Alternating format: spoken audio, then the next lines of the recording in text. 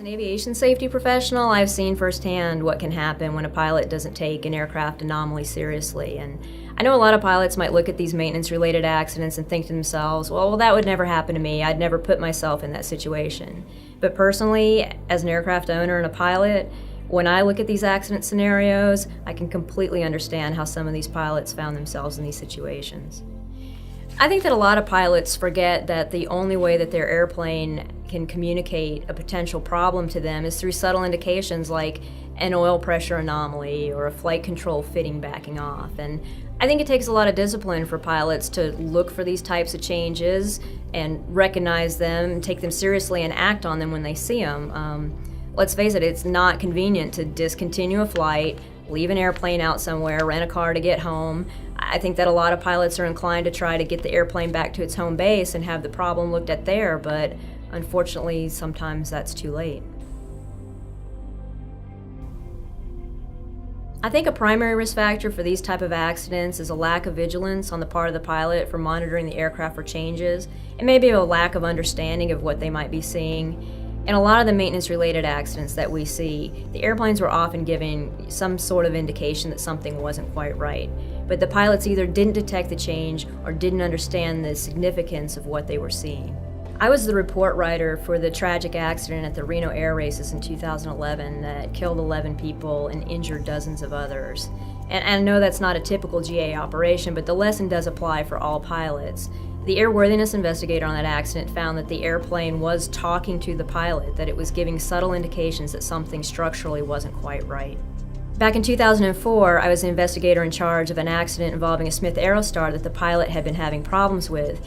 He was away from his home base, and the maintenance shop at the airport where he had landed didn't have time to look at the plane. He decided to fly a short hop to an airport 12 miles away, but on takeoff, the airplane lost power in one engine, and the pilot lost control of it and crashed. Both he and his passenger lost their lives. In 2008, one of my colleagues investigated an accident in which the pilot was killed following a loss of engine power in his Beech 36 in night IMC. That pilot also had chosen to fly the airplane after the local maintenance shop told him that they wouldn't be able to look at it until the next morning. There are at least 5 things you can do to avoid being involved in this type of accident. Number 1, resist external pressures. Refuse to allow external pressures such as saving time or money or the fear of disappointing passengers to influence you to attempt or continue a flight in conditions in which you are not comfortable. 2, address mechanical problems before the flight.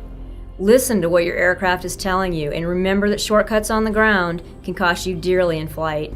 It's better to handle a problem on the ground rather than risk having to deal with an emergency in the air.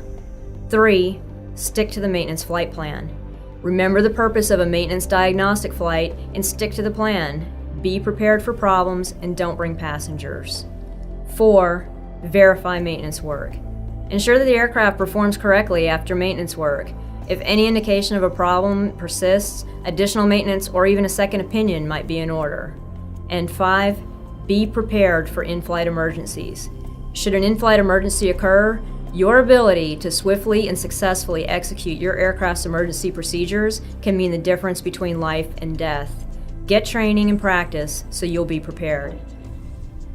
What I would hope that pilots could learn from these accidents is that you really need to pay attention to the little things. Even catastrophic problems can start out small and progress fast.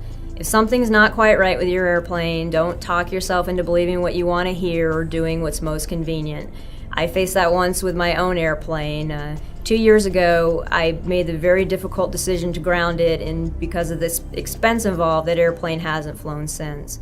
But I'd rather be here talking about the disappointment of having my aircraft ownership dream transform into a maintenance nightmare than ever risk having to face what these pilots have gone through and the heartbreak that their friends, family, and communities are still going through today.